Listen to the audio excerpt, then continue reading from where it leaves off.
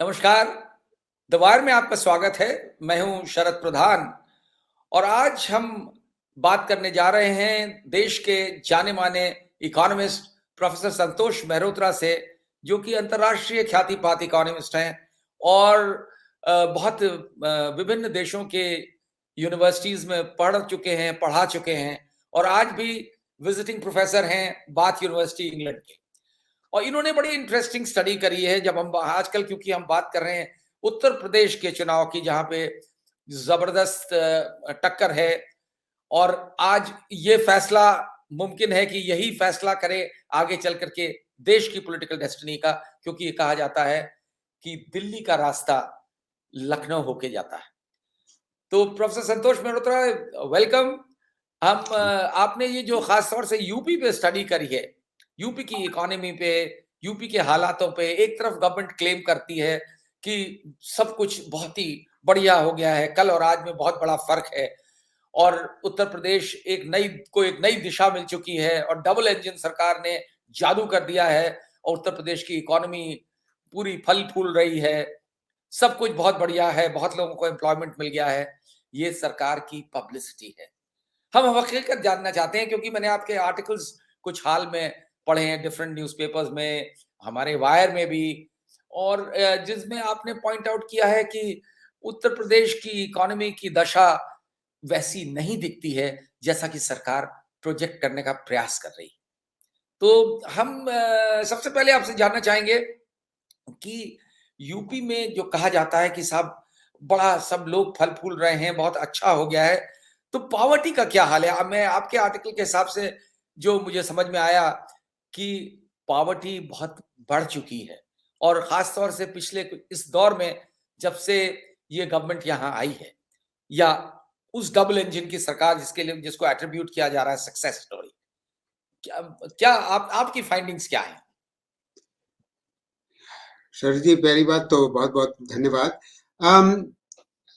Findings ये हैं कि जो 7 साल की मोदी जी की सरकार है, उस दौरान 20 के बीच में ही, यानी कि कोविड आने से पहले ही, गरीब रेखा के नीचे रहने वाले लोगों की संख्या बढ़ गई, जो हमारे देश के इतिहास में ऐसा कभी नहीं हुआ, क्योंकि गरीबी रेखा से नीचे रहने वाले लोगों की संख्या कम ही होती रही थी, खासतौर से 2004 और 14 के बीच में, मगर 7 साल में बढ़ी। यानी कि और पूरे देश में बढ़ी या सिर्फ उत्तर प्रदेश में? मैं आ रहा हूं, उस पे आ रहा हूं। पहले तो मोटे तौर से पूरे देश में बढ़ी, मगर क्योंकि उत्तर प्रदेश एक छठा भाग है हमारे देश की जनसंख्या का, तो हमारे देश में भी बढ़ी। और उसके बहुत दो साफ बड़े कारण हैं, जो हमारे देश में भी लागू हैं और हमारे प्रदेश में भी लागू हैं। एक तो ये कि बेरोजगारी बढ़ी। बेरोजगारी इसलिए बढ़ी क्योंकि जो विकास दर थी वो घटी, यानी कि 2015 के बाद विकास दर घटी। और मैं यूपी पे अभी एक सेकंड में आता हूं, मगर देश में विकास दर बढ़ी। यूपी में क्या हुआ विकास दर का? यूपी में विकास दर का हाल बेहाल है, मैं ये कह सकता हूं, क्योंकि जो पहले 4 साल हैं, कोविड से पहले के जो 4 साल हैं यूपी में, उस दौरान विकास दर 5% से कम थी, जबकि उसके पहले अखिलेश की सरकार में वो विकास दर 7% थी। और क्योंकि हमारे देश की जनसंख्या और हमारे प्रदेश की जनसंख्या काफी तेजी से बढ़ती है, हमारे प्रदेश की, यूपी की जनसंख्या ज्यादा तेजी से बढ़ती है देश की जनसंख्या से, तो असलियत यह है कि प्रति व्यक्ति आय में नहीं के बराबर बढ़ोतरी हुई है 4 साल में, कोविड से पहले। और कोविड के बाद तो क्योंकि सारी अर्थव्यवस्थाएं दुनिया भर की डगमगाई, देश की डगमगाई, भारत और यूपी की भी डगमगाई, तो बेरोजगारी बढ़ी और महंगाई बढ़ी और जिसकी वजह से जो विकास दर थी बहुत कम हो गई। मगर अगर हम पहले 4 साल की ही तुलना करें तो हम पाते ये हैं पिछले अखिलेश की सरकार के मुकाबले, तो हम पाते ये हैं कि प्रति व्यक्ति आय तो केवल 0.5% से भी कम बढ़ी, जबकि प्रति व्यक्ति आय अखिलेश की सरकार में 5% के हिसाब से बढ़ रही थी। ये जो है प्रोफेसर संतोष, ये किस बेसिस पे, ये आपने बाकायदा, ये आपकी स्टडी है या ये जो ये सरकारी आंकड़े, मैं कुछ अच्छा, नहीं, ये सारे सरकारी आंकड़े, जाहिर है उन पे मुझे एनालिसिस करनी होगी, मगर आंकड़ों का आधार सारा सरकारी है। तो ये तो किस उसमें आधार पे ये जो क्लेम कर रहे हैं, ये किस आधार पे ये क्लेम करते हैं कि साहब बहुत सुधर गया है और अखिलेश के जमाने से तो बिल्कुल कायाकल्प हो गया है? ये सरकार की पब्लिसिटी है। पूर्ण रूप से ये सिर्फ पब्लिसिटी है। वो प्रोजेक्टेड जो बजट में लिख दिया था 1.5 साल पहले के बजट में कि प्रोजेक्टेड जीडीपी ये होगी, अब प्रोजेक्टेड जीडीपी के हिसाब से आप असली जीडीपी को थोड़ी ना माप सकते हैं। हाँ, बिल्कुल नहीं कर सकते। अरे ये तो बिल्कुल सरासर गलत तरीका ही गलत है। बिल्कुल बिल्कुल, उसको पूर्ण रूप से खारिज कर देना चाहिए। वो मतलब बेबुनियाद है और हवा में बात कर रही है सरकार। हाँ, हाँ। और शायद ये बात इन लोगों को भी नहीं पता है, विपक्ष को भी नहीं पता है, नहीं तो विपक्ष को और खासतौर से अखिलेश यादव को ये चीज उठानी चाहिए, क्योंकि उनकी तरफ से इस तरीके की बात नहीं आई। ये तो बड़ी सिग्निफिकेंट बात है। इसमें इसमें जो ये जो पॉवर्टी में के बिलो पॉवर्टी लाइन कितने लोग ऐड हो गए इस पीरियड में? देखिए, निश्चित रूप से यूपी में 2020 के शुरुआत में लगभग 5 लाख लोग गरीबी रेखा से नीचे उतर गए होंगे। मैं कोविड से पहले की बात कर रहा हूं। ये कोविड से पहले की बात कर रहे हैं। ये कोविड से पहले जब अच्छा, ये बड़ी अनयूजुअल चीज है कि बजाय पॉवर्टी लाइन के ऊपर आने के लोग नीचे जा रहे हैं, यानी कि गरीबी बढ़ रही है। जी जी जी। तो इसमें बहुत ताज्जुब की बात नहीं, क्योंकि मैं कह रहा था कि विकास दर बढ़ी है और बेरोजगारी दर, सॉरी, विकास दर कम हुई है और बेरोजगारी दर बढ़ी है, जिसपे हम अभी चर्चा करेंगे। तो इसमें कोई ताज्जुब की बात नहीं है, क्योंकि अगर एनीवे उसमें बाद में आते हैं। और कोविड के बाद अगर कोविड से पहले ही 5 लाख लोग गरीबी रेखा से नीचे उतर चुके थे, तो निश्चित रूप से और 5 से 10 लाख के बीच में यूपी में लोग अनुमान लगाया जा सकता है कि गरीबी रेखा से नीचे उतरे होंगे, जो कि सब जगह हुआ होगा। वो तो फिनोमेना पूरे देश भर में हुआ होगा। देश तो में यानी हुआ है, निश्चित रूप से हुआ है। वो हमारे अलग आंकड़े हैं, मगर उसके बारे में हमारे पास पुख्ता सबूत इसलिए नहीं है क्योंकि लेकिन मेन कंसर्न की बात तो संतोष यही है कि कोविड से पहले अगर 5 लाख लोग पॉवर्टी लाइन से नीचे चले गए, तो जाहिर है कि अनएम्प्लॉयमेंट भी उस टाइम बढ़ गया, पहले ही बढ़ गया। कोविड में समझ में आता है कि सब ये तो देश भर में हो रहा है। तो ये मैटर ऑफ कंसर्न होना चाहिए सरकार के लिए।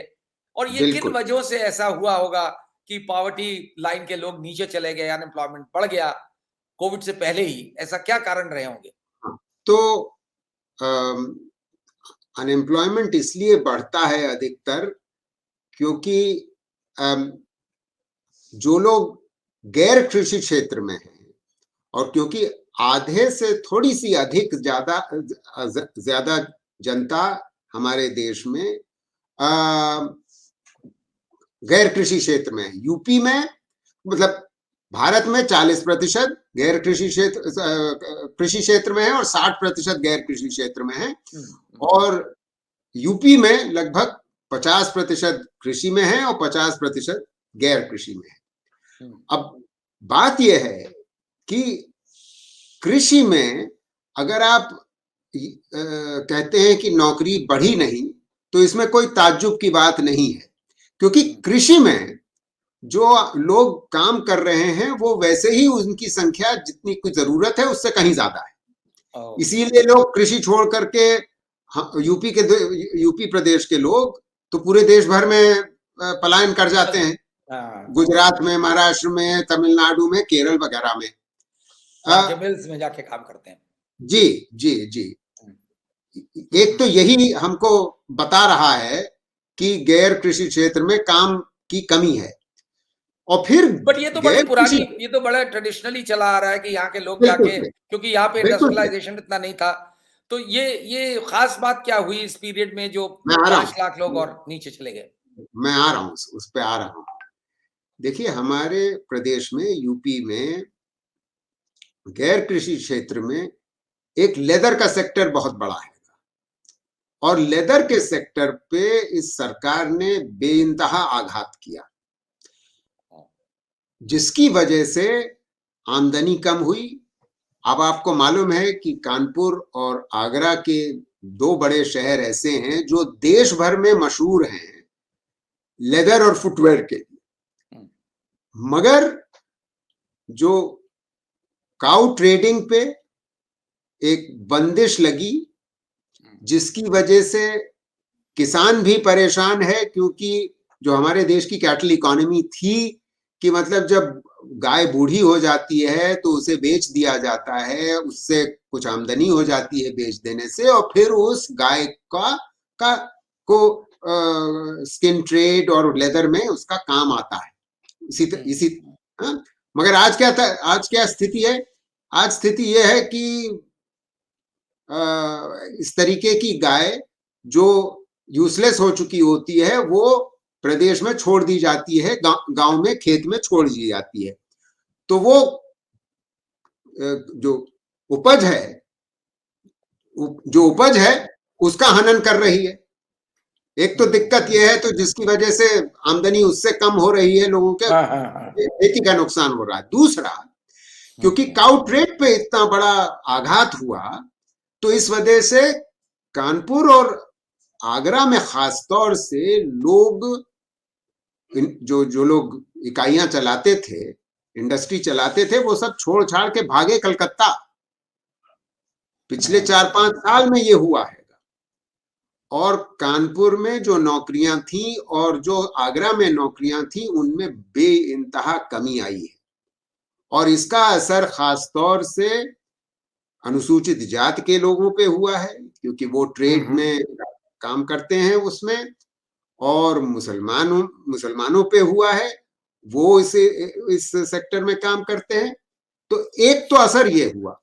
दूसरे, इसी काम, ये जो काउ ट्रेड पे जो अटैक हुआ, उसकी वजह से आपको ये जान करके ताज्जुब होगा कि जो मीट एक्सपोर्ट्स हैं हमारे प्रदेश के और हमारे देश के, उसके 64% मीट एक्सपोर्ट्स की वैल्यू हमारे प्रदेश से आती है, उत्तर प्रदेश से आती है। मतलब इंडिया का सबसे बड़ा meet exporting state Uttar Pradesh है। शरद, आपको ये जान के ताज्जुब होगा शायद कि हम भारत दुनिया में तीसरे नंबर पे है मीट एक्सपोर्ट्स में, और उसका एक बहुत बड़ा कारण है कि बफलो का जो मीट है वो एक्सपोर्ट होता है, और जिसका 64% हमारे प्रदेश यूपी से होता है।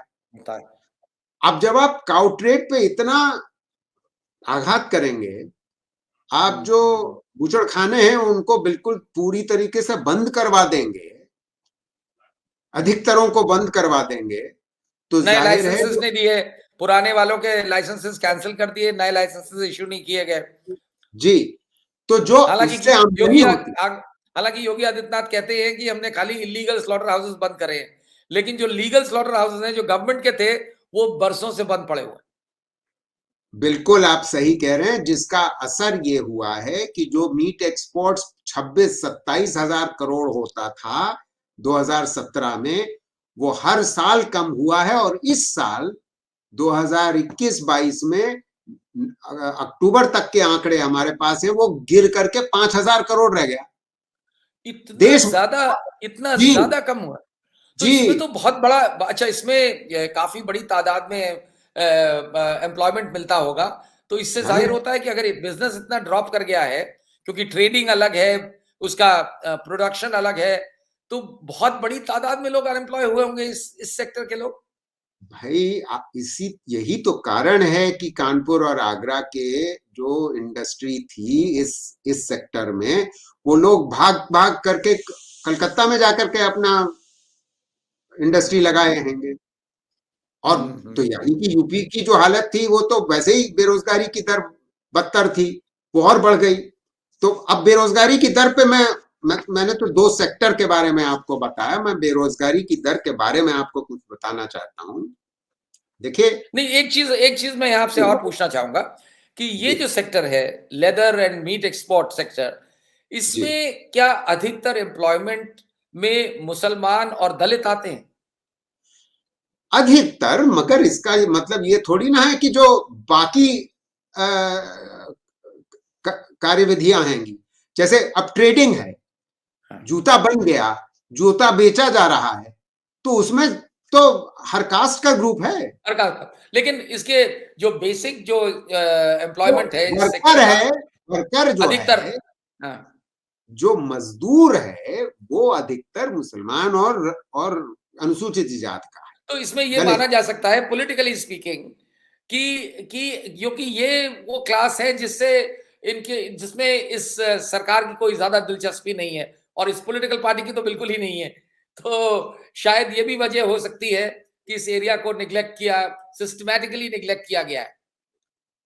जी, चलिए, मगर जी, उसका उसके आमदनी पे ऐसी स्थिति में जब आप समझ सकते हैं कि कोविड की वजह से तो लोग गरीबी रेखा से और नीचे गए हैं, क्योंकि एक तो खर्चा बढ़ा, स्वास्थ्य सेवाओं पे खर्च करना पड़ा है।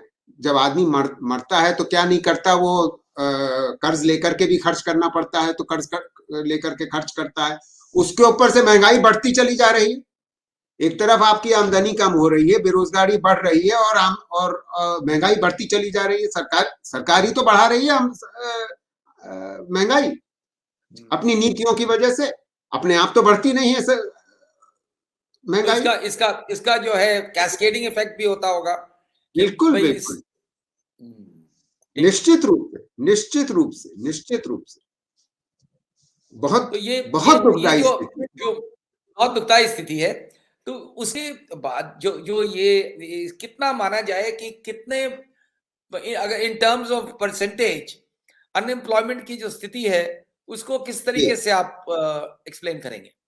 देखिए, मैं कुछ आंकड़े आपको बताता हूं कि यूपी में जो एम्प्लॉयमेंट रेट थी, यानी कि हाँ, वर्किंग एज पॉपुलेशन का कितने लोग असलियत में काम कर रहे थे, वो 17 में लगभग 38% थी। 40 से भी अच्छा, कम, 38%। मगर पिछले 4.5 साल में वो गिरते गिरते गिरते गिरते 35% पहुंच गई, जिसकी वजह से लगभग मैं अभी आपको बताता हूं कि लगभग 60 लाख लोग काम से बाहर हो गए। उसमें से ऐसे कुछ कितने लोग पीरियड में, ये कितने पीरियड में आप बता रहे हैं, किस सन से किस सन के बीच में? 4 साल के बीच में, ये 17 और 21 के बीच में। 60 लाख लोग अनएम्प्लॉयड हो गए जो एम्प्लॉयड थे। जी जी जी, ने, उसका मैं थोड़ा सा मैं पूरी हाँ, तरीके से प्लीज, समझाना चाहता प्लीज, प्लीज, हाँ, हूँ। बात यह है कि असलियत में बेरोजगार तो केवल 15 लाख ही हुए, मगर जो उसका असर होता है, मानसिक असर होता है युवाओं पे खास तौर से, और उससे और बाकी मजदूरों पे भी, कि वो काम ढूंढना बंद कर देते हैं। वो काम ढूंढना बंद कर देते हैं। इसको क्या हम ये मान के इकोनॉमिक्स। चला जाता है कि ये ऐसे लोग सोच लेते हैं कि अब नौकरी मिलेगी ही नहीं, इसलिए लोग काम बिल्कुल बंद कर सही। देते हैं, क्योंकि जरूरत तो है उन्हें काम करने की।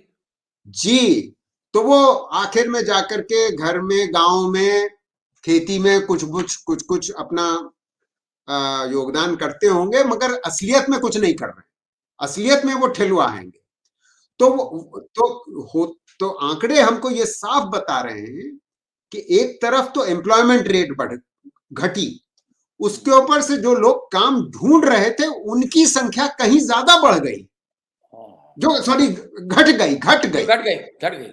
हाँ, तो दोनों मतलब इतने दोनों बातें। निराश हो गए लोग, इतने निराश हो गए कि वो संख्या भी घट गई, बहुत भयंकर रूप से घट गई। और ये इसलिए दुखदाई है, देखिए, क्योंकि यूपी में ही नहीं पूरे देश में ये बात लागू है, मगर यूपी में खासतौर से दुखदाई है कि लोग पढ़े लिखे जा रहे हैं, जो युवा है वो पढ़ा लिखा जा रहा है, क्योंकि एनरोलमेंट रेट बढ़ गई है, इसमें कोई दो राय नहीं। तो इस वजह से कोई खेती में काम करना नहीं चाहता। इसमें क्या ताज्जुब की बात है कि लड़कियां भी सब पढ़ी लिखी जा रही हैं, और सबको उम्मीद यह है कि वो सरकारी नौकरी मिल जाए। चलो सरकारी नौकरी नहीं मिली तो निजी क्षेत्र में ही नौकरी मिल जाए। सरकारी नौकरी पे हम अभी आएंगे, आप मुझसे उम्मीद है कि आप मुझसे पूछेंगे कि सरकारी नौकरी मैं आने जा रहा था उस पे। हाँ। जी, निजी क्षेत्र में ही नौकरियां जब नहीं बढ़ रही हैं तो लोग पूर्ण रूप से हताश हो जाते हैं, फिर वो सोचते हैं कि कुछ भी करने से, काम ढूंढने से कोई फायदा है नहीं। राइट। तो इसमें इसमें ये जो है सरकारी नौकरी का जहां तक सवाल है, योगी आदित्यनाथ बार बार क्लेम करते हैं कि उन्होंने 4.5 लाख नौकरियां सरकार में लोगों को दी। इस पे बड़ा जो यूथ है उसमें काफी रोष है, क्योंकि बार बार सवाल उठाया जा रहा है कि साहब ये किनको दी गई, क्योंकि कोई लोग ऐसे मिलने में नहीं पाते हैं कि भाई किनको मिली। लोगों ने आरटीआई भी करी तो उसमें भी कोई जवाब नहीं। तो ये सरकारी नौकरियां आपके हिसाब से लगभग उसमें कितनी कमी आई होगी, जबकि ऑन द कॉन्ट्ररी वो क्लेम करते हैं कि उन्होंने बढ़ा दी नौकरियां? नहीं, ये नहीं कहा जा सकता कि सरकारी नौकरी में कमी आई होगी, मगर सरकारी नौकरियां अगर 4.5 लाख सरकारी नौकरियां खाली थी, स्थान रिक्त थे 2017 में, और आज भी अधिकतर वो स्थान रिक्त हैं, तो स्थिति वहीं की वहीं है जहां वो थी। पॉइंट ये है कि ये इन्होंने किया, ये इस तरीके से क्लेम कर पाते हैं कि हमने इतनी भरी, क्योंकि वो एडवर्टाइजमेंट कर देते हैं। फिर उसमें टेस्ट होता है, तो टेस्ट में कुछ धांधली हो जाती है, तो फिर वो अनाउंस नहीं कर पाते, या पर्चा लीक आउट हो जाता है, या पेपर लीक आउट हो जाता है। एक तो वो हुआ, दूसरा ये हुआ कि आपने टेस्ट कर लिया, एग्जाम पास कर लिया, मगर सरकार ने नियुक्ति का जो चिट्ठी है वो नहीं दी।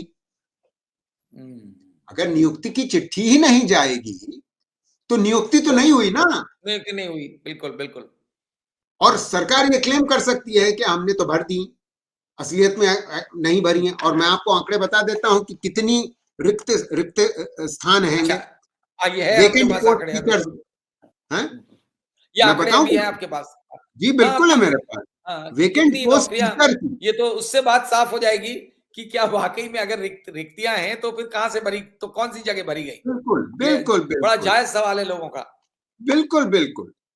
तो हाँ। यूपी में 2.17 लाख टीचर पोस्ट सरकारी स्कूल में रिक्त है, आज की, यानी कि लगभग 2.25 लाख टीचर के स्थान रिक्त हैं सरकारी स्कूलों में यूपी में केवल। अच्छा, और ये कब से चले आ रहे हैं? ये 2021 के आंकड़े हैं, और एमएचआरडी के आंकड़े हैं, भारत सरकार के।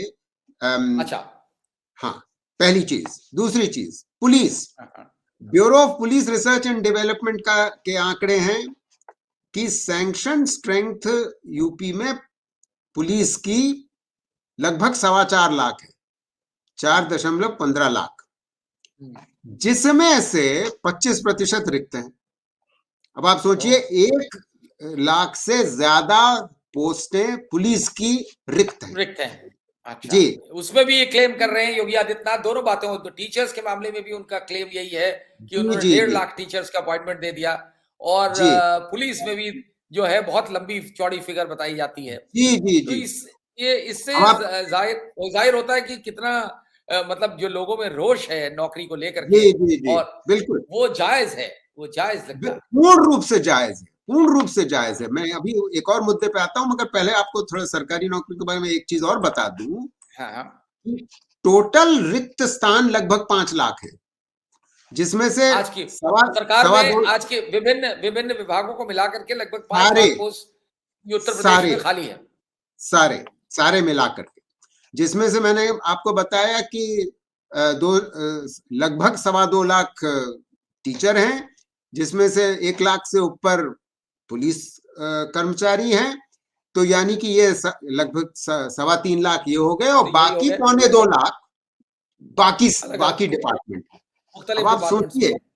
अब आप सोचिए कि अगर स्वास्थ्य विभाग में डॉक्टरों, नर्सों और ऑक्सिलरी नर्स, मिडवाइफ की कमी है, तो कोविड में क्या बदइंतजामी हुई होगी, हाँ, हाँ, कितनी हाँ, हाँ। पीएचसी बंद पड़ी होंगी और कितने सब सेंटर्स बंद पड़े होंगे। टीवी में और आप खुद जबकि जबकि वो जिला अस्पतालों को मेडिकल कॉलेजेस अपग्रेड करे जा रहे हैं। बिना तो ज़ाहिर है कि जी, बिना मैन पावर के, बिना डॉक्टर्स के कैसे चलेंगे? आई जी, थिंक सारा फोकस शायद इस पे ज़्यादा है कि पब्लिसिटी, पब्लिसिटी एंड बिल्कुल, मोर पब्लिसिटी।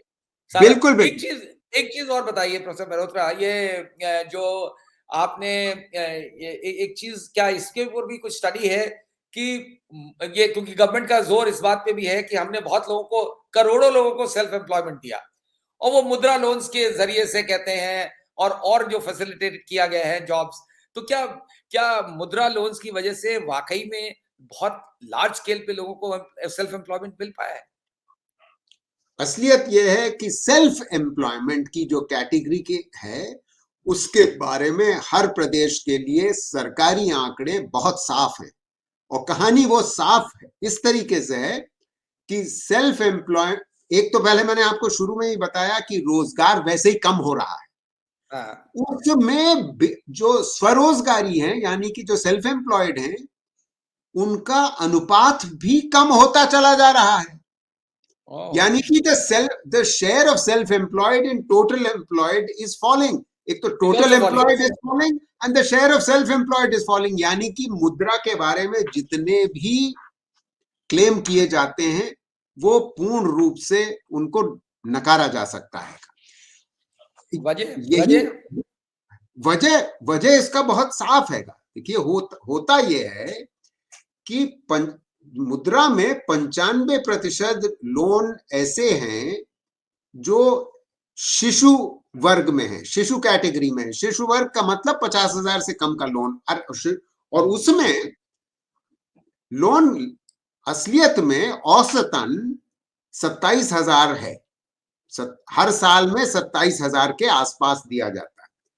अब आप मुझे बताइए कि 27,000 एक बार आपको अगर कोई बैंक देता है, तो आप उससे क्या स्वरोजगार उत्पन्न हो जाएगा? आप कुल उससे एक ठेला 27,000 ही दिया जाता है। ये तो 50,000 तक के तो सुनते थे कि 50,000 ये तक का लोन बड़ी कन्वीनियंटली लोएस्ट दिया जाता है। तो मैं आपको बता तो रहा हूं कि जितना मुद्रा का लोन है, उसमें से 95% 50,000 से कम है, और उसमें ओह! औसतन जो असलियत में समझ लोन गया। दिया गया है, वो हुँ, 27,000 के लगभग है। हुँ। ओके। औसतन एक आदमी को जो लोन दिया जाता है। हुँ, तो इसका मतलब ये हुआ कि आपने एक 27,000 का लोन एक बार दिया, जिसको आपको 3 साल में वापस करना होता है। यानी कि हर साल आप कम से कम 9-9,500 वापस भी करिएगा, उस पर ब्याज भी दीजिएगा। तो अब आप सोच लीजिए कि उस इतने से जरा सी पैसे से आदमी एक ठेला ही तो खरीद लेगा, और हाँ, ठेला और क्या। खरीदने के लिए हाँ, उसके ऊपर फल खरीद करके उसको मतलब महीना भर चला लेगा। तो हुँ। उससे क्या उसकी आमदनी बढ़ जाएगी?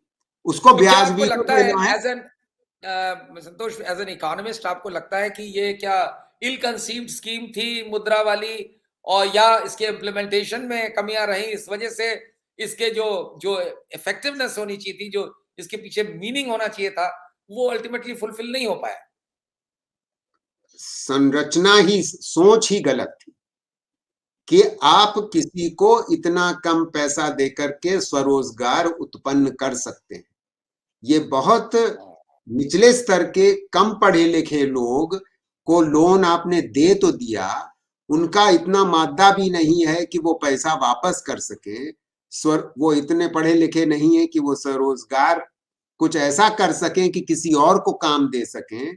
उनकी खुद की भरपाई नहीं हो पाएगी इतने इतने कम लोन से। तो इससे बेहतर तो यह है कि वो दिहाड़ी पे मजदूरी कर ले। दिहाड़ी पे मजदूरी में उसकी आमदनी ज्यादा हो जाएगी। और तो स्थिति यही है जिसका असर ये अल्टीमेटली वो जब लोन वापसी की बात आएगी तो ये तो बेचारे वैसे ही दयनीय स्थिति में होंगे, कहाँ से वापस कर पाएंगे। नहीं और दे फिर पा वो रहे।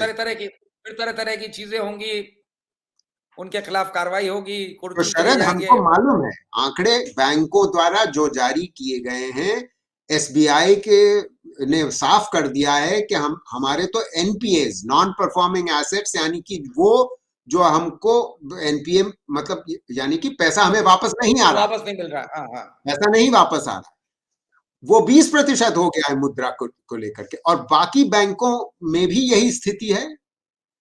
तो इसका मतलब जो बैंक वैसे ही की हालत खस्ता थी, उन पे सरकार ने जोरदार डाल करके, प्रेशर डाल करके लोन दिलवाए पहले, और फिर वो लोग उसका कुछ खास फायदा नहीं उठा पाए क्योंकि तो आमदनी बढ़ी नहीं, तो वो वापस नहीं आए। तो जिसकी वजह से बैंक जो वैसे ही दयनीय स्थिति में थे, वो और उनके एनपीएस बढ़ रहे हैं।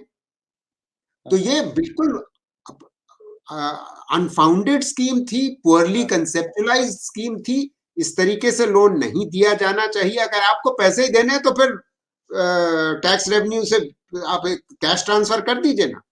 और सरकार वो करना नहीं चाहती, तो सरकार वो आपको करना लगता नहीं है कि चाहती, इसके तो पीछे बैंक द्वारा दे दो।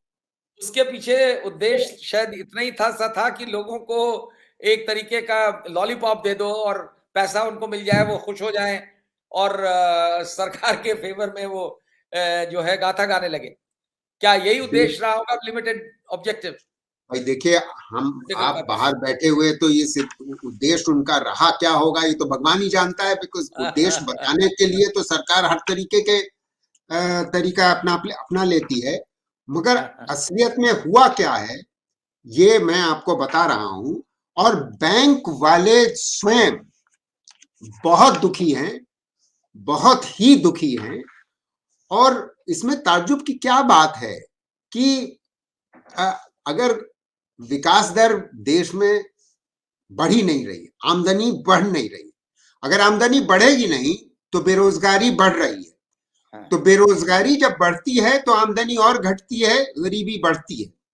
ऐसी स्थिति में आप ये उम्मीद करें कि स्वरोजगारी पैसा कुछ कमा लेगा, ऐसा होता तो है नहीं। तो अब कुछ आंकड़े मैं आपको ये भी बता देता हूं कि युवाओं में बेरोजगारी दर कितनी भयंकर रूप से बढ़ी है। तो मतलब क्योंकि विकास दर घट रही थी तो बेरोजगारी दर बढ़नी थी, मगर युवा जो पढ़े लिखे जा रहे हैं उनकी दर अब आप ये पाएंगे कि 2013 और 2020 के बीच में चौगुनी हो गई। तो अगर स्नातक थे आप, यानी कि आप ग्रेजुएट थे, तो यूपी के आंकड़े बता रहा हूं, यूपी के आंकड़े, ग्रेजुएट अगर आप थे तो वो आपकी बेरोजगारी दर 21% थी, वो बढ़कर के 51% हो गई। ओहो। अब आप सोचिए, अगर आप केवल 12वीं कक्षा पास थे तो आपकी बेरोजगारी दर 6% से बढ़कर के 24% हो गई। और ये कोविड से पहले 20 की बात कर रहा हूं, 4 गुना, 6 से 24। अगर आप केवल 10वीं पास थे तो वो बेरोजगारी दर 3% से बढ़ के 12% हो गई।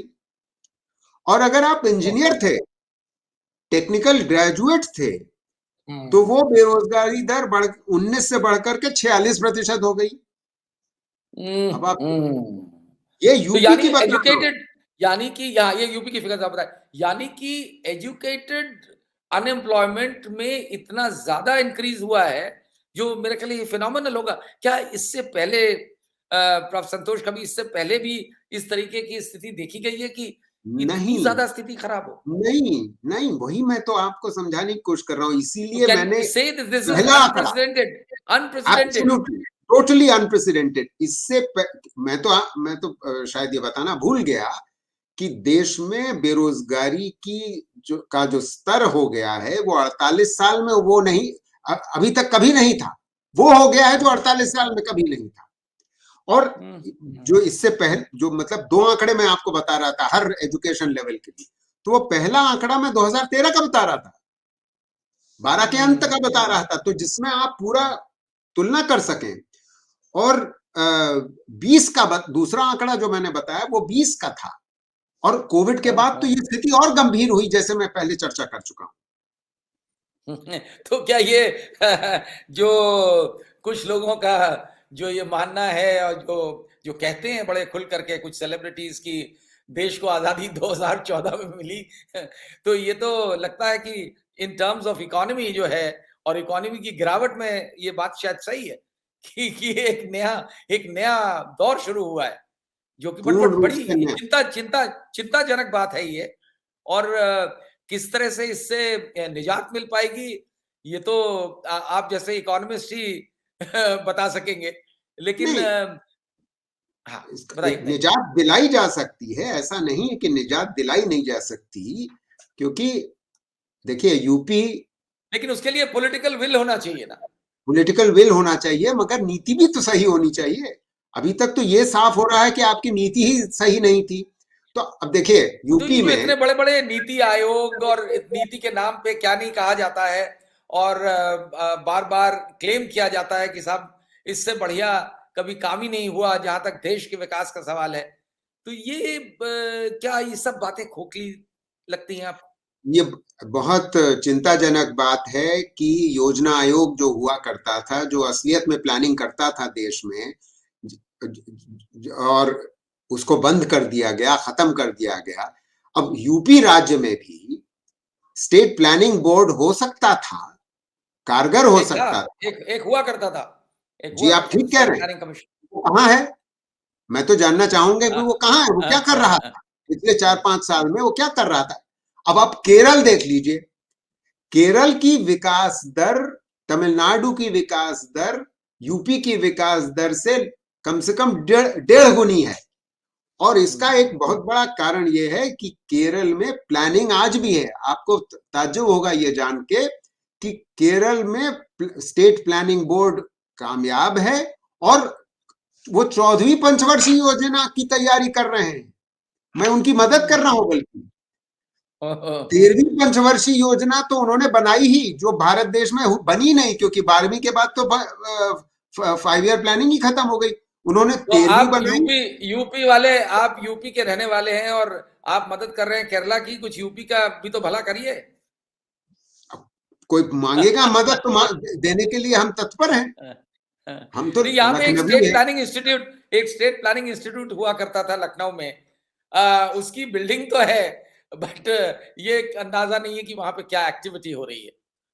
पार्ट ऑफ द बहुत। बिल्डिंग तो रेरा को दे दी गई है, और पार्ट ऑफ द बिल्डिंग थोड़ी डिलैपिडेटेड सी लगती है।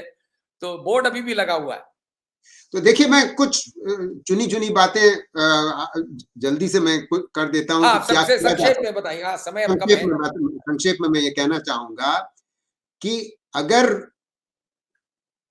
रोजगार बढ़ाना है तो जल्दी से बढ़ाना है, तो नई जो सरकार आए उसको तो मैं ये आग्रह करूंगा कि वो एक अर्बन एम्प्लॉयमेंट गारंटी चालू करे, जिस तरीके से मनरेगा है।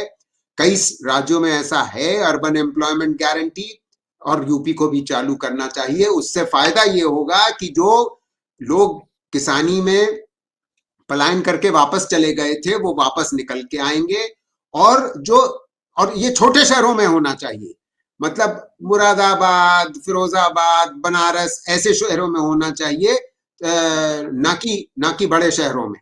और इससे होगा ये कि वर्कर वापस आएंगे, इंफ्रास्ट्रक्चर बनेगा। जब इंफ्रास्ट्रक्चर बनेगा तो निवेश बढ़ेगा, निजी निवेश बढ़ेगा, उससे उससे काम बढ़ेगा। मतलब पहले दौर में तो इंफ्रास्ट्रक्चर बनने से नौकरियां बढ़ेंगी, तो ये एक काम नई सरकार को करना चाहिए, पहली चीज। दूसरी चीज, यूपी प्रदेश में इन जो उद्योग है उसकी कमी नहीं है। अलीगढ़ में लॉक्स बनते हैं,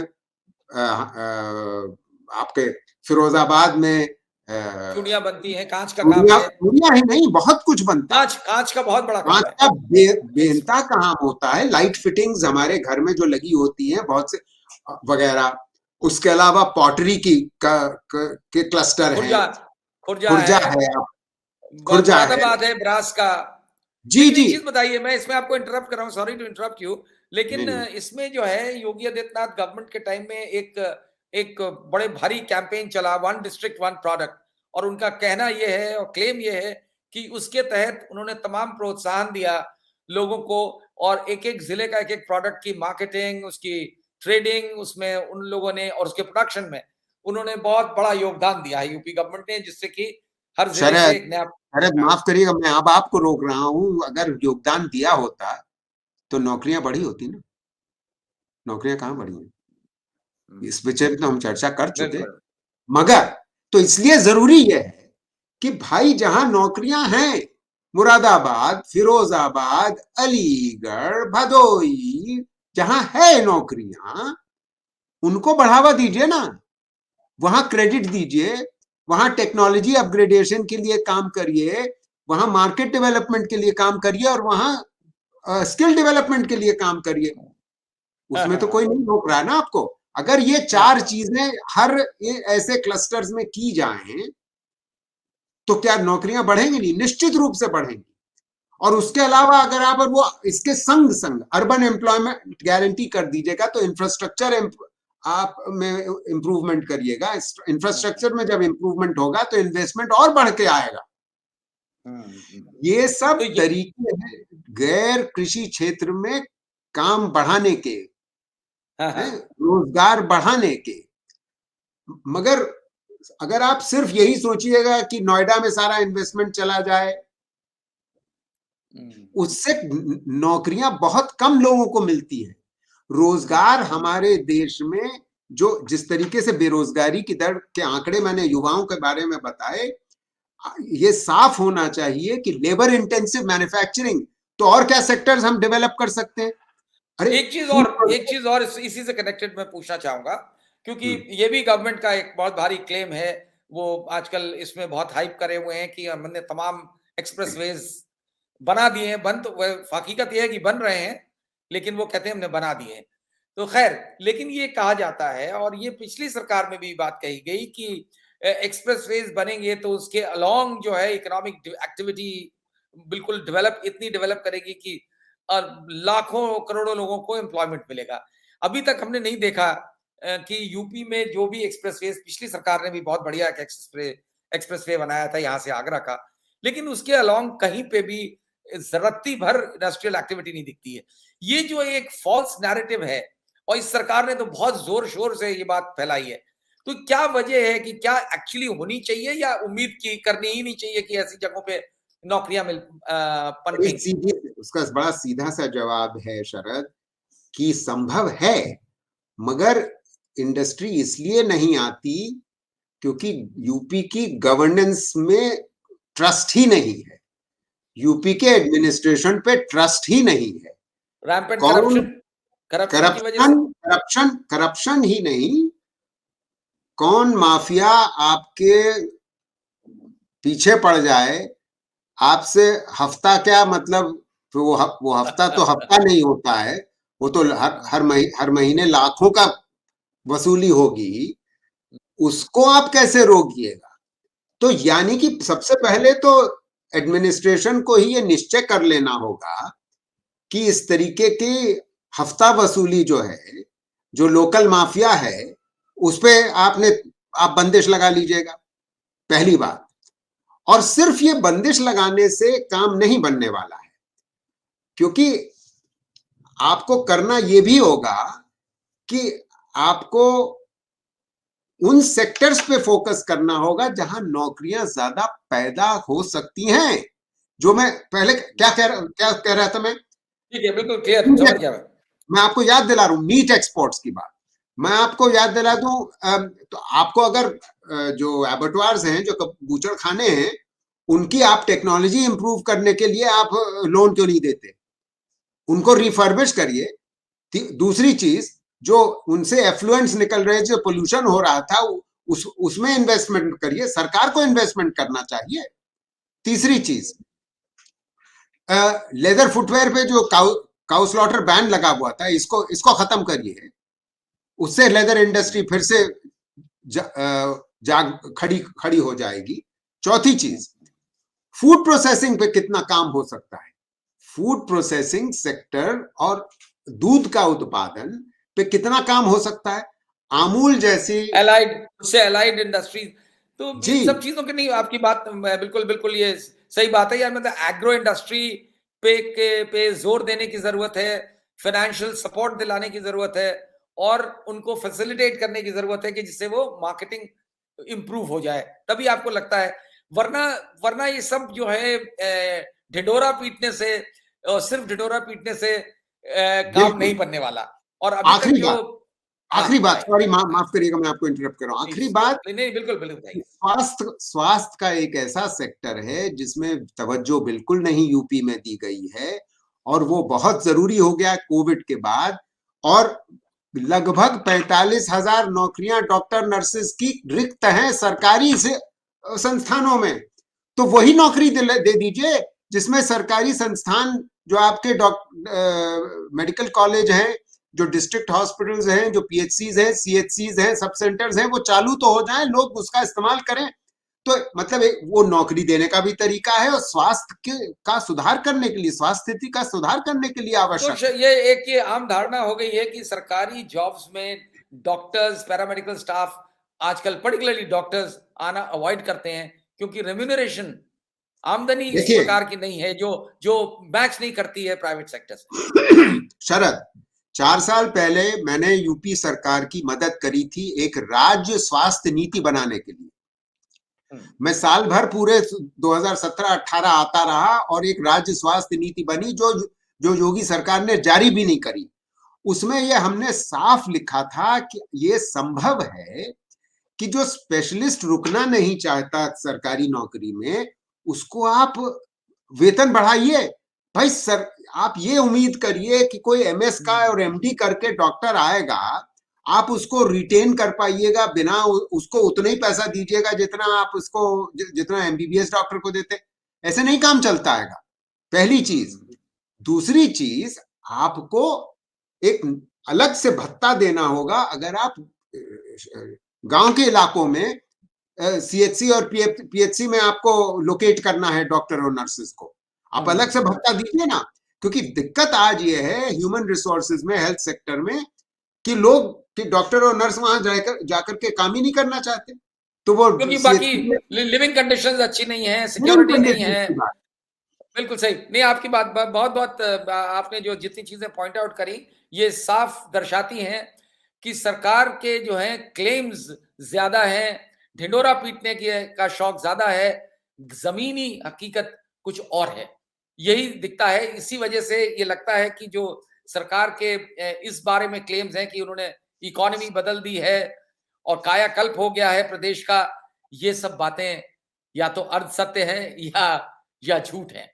और ये बड़ा, और सरकार को मुझे लगता है पूरे रीओरिएंट करने की जरूरत है।